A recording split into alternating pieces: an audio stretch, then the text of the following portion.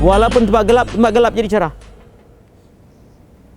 Contoh macam kalau kita buat cahaya, naluri cahaya itu kalau pergi tempat gelap, apa jadi gelap itu? Hilanglah gelap itu. Begitu mukmin, dia pergi di mana membuat cahaya. Begitu amal puasa, amal salah, amal kalimah, amal zakat, amal haji, ya, amal qaul, perkataan itu, ya, perkataan, perbuatan, pemberian, penahanan, pemergian. Ini 5 perkataan, 5 sudut yang penting dan terpenting.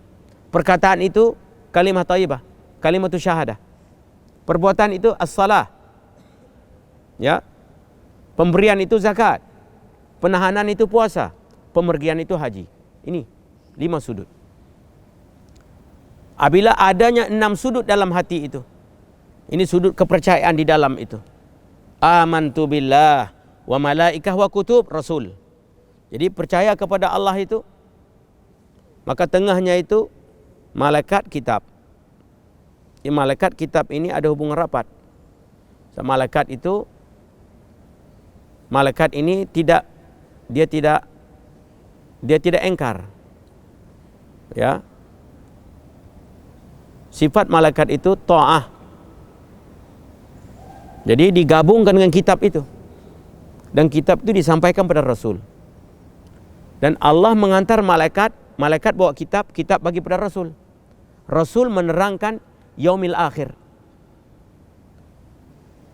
Dan menerangkan juga tentang khairihi wa syarrihi dalam kehidupan itu. Yang ada kehidupan itu kaitan dengan yaumil akhir. Jadi walhasil kehidupan ini ada baik ada buruk. Tapi dasar kehidupan itu mestilah ada pembimbing, mesti ada penunjuk, Rasul itu yang membuat risalah kitab itu. Kitab ada hubungan dengan malaikat itu. Malaikat ada hubungan dengan usul asal kejadian itu. Ini di dalam dakhil.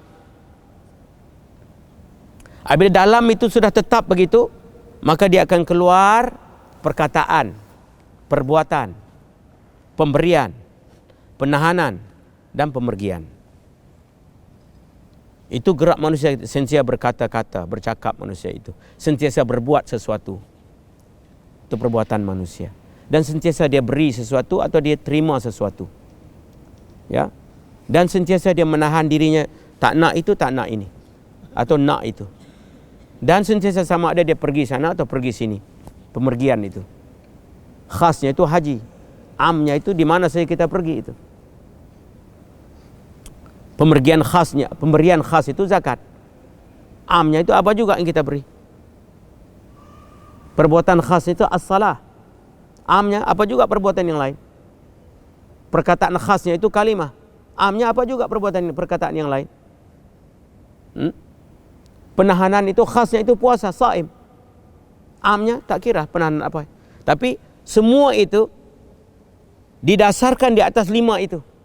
Apabila kita masak betul tentang 5 perkataan itu, perbuatan itu, pemberian itu, penahanan itu, pemergian itu, maka yang lain semua dimudahkan.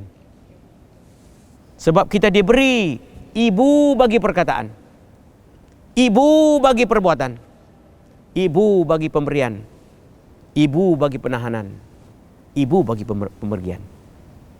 Allah. Nampak kita belajar itu? Ada khasnya, ada amnya. Ada sempitnya, ada luasnya. Macam jantung itu. Itu rukun Islam itu. Ada am, ada khasnya itu. Sebab bukan sempit itu. Sempit itu supaya luas itu dia alami.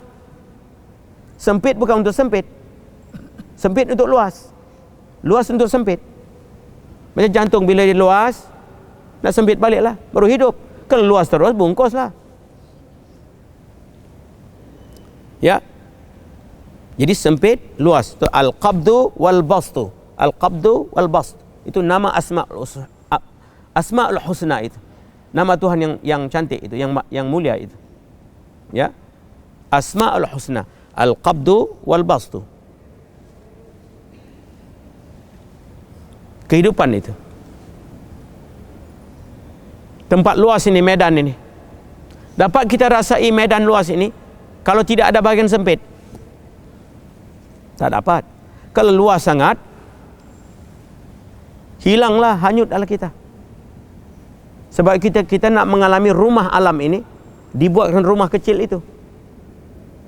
Kita nak mengalami alam tempat sujud ini, dibuatkan masjid yang besar ini. Itu hubungan benda yang kecil dengan yang besar.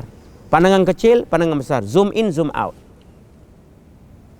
Apa sih kita pandang itu? Kalau kita pandang betul-betul, subhanallah, tiap-tiap satu itu menunjukkan kita kepada kebesarannya. Tidak ada sebab, tidak ada jalan. Tiap-tiap satu itu menjadikan kita itu lalai. Melainkan kita masih ketiduran. Melainkan kita masih lagi belum jadi kesatuan dan keselarasan. Belum jadi lagi.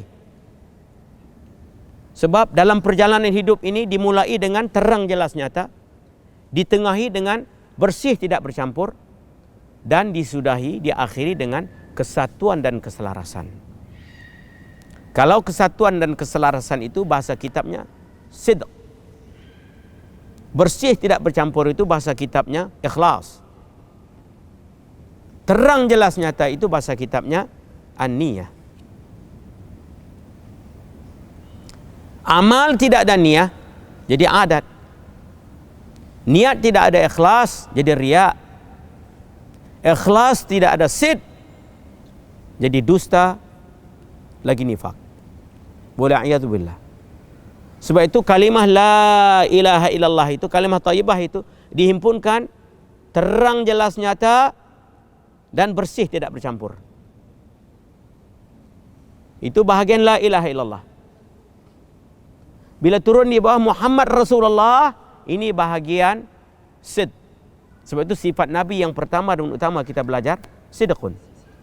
Sebab itu bila datang kepada Nabi, bila Nabi bercakap, yang kafir jadi kafir, terang jelas nyata. Yang mukmin jadi mukmin, terang jelas nyata. Yang munafik jadi munafik. Bila Nabi mengucapkan kalimah itu, menyeru manusia itu, maka nampak terang jelas nyata. Yang terima jadi mukmin, yang tolak terus jadi kafir, yang terima pada luarannya dan pada dalamnya itu menolak jadi munafik. Sebab itu orang hanya menumpukan kepada la ilaha illallah. Orang hakikat ini tidak ada Muhammad Rasulullah, tidak sempurna. Sebab orang munafik boleh buat begitu. Bila turun di bawah Muhammad Rasulullah itu, disitulah susah. Seolah-olahnya la ilaha illallah ini luas, lautan tidak bertepi. Masuk Muhammad Rasulullah itu kesempitan. Ini tempat tapis. Kamu tulin ya, nak tahu tulin, pergi. Kena sebut Muhammad lah, baru tahu tulin tak tulin. Di situ dipicitlah nafsu kita itu. Ini tak boleh, itu tak boleh. Itu susah lagi lah. Bila di atas sana la ilaha illallah itu medan, kanak-kanak seronoklah medan itu. Tempat kuda berlari. Ya, sebab itu keseimbangan, kestabilan, keadilan pertengahan ini digabungkan di antara dua kalimah ini. Syahrul Ramadan alladzi unzila fihi al-Quran. Turunnya Al-Quran itu untuk menghasilkan keseimbangan, kestabilan, keadilan pertengahan. Akhir zaman hilang itu. Tidak ada keseimbangan, tidak ada kestabilan, tidak ada keadilan, tidak ada pertengahan. Yang ada ghulu, ekstremisme, pelampau, telajak. Bagaimana kita nak dapat keseimbangan, kestabilan, keadilan pertengahan itu? Bulan Ramadan ini. Bila kita berpuasa, bila kilang besar, kilang perut ini dikatup, maka kilang-kilang kecil, kilang mata, telinga, ya, lidah, kilang-kilang lain semua sudah mula boleh berfikir sendiri. Sebab mereka sudah sedar, kita tidak bawah jajahan kilang besar itu. Sebab periuk belanga sudah tidak berbunyi lagi. Ya, bau-bauan goreng-goreng ikan lah, goreng macam-macam goreng sudah tidak naik lagi sehingga mata nak kabur dengan asap-asap itu. Bila kilang itu katup, maka kilang-kilang kecil dapat berfikir, kau ada tugas, aku ada tugas lain lagi lah. Bukan nak makan minum saja. Sempat dia menerangkan terang jelas nyata itu. Inilah bulannya. Kalau kita nak berubah, nak pecahkan tabiat-tabiat yang menjadi hijab, tabiat-tabiat perangai-perangai berbuat kita yang tidak menolong kita.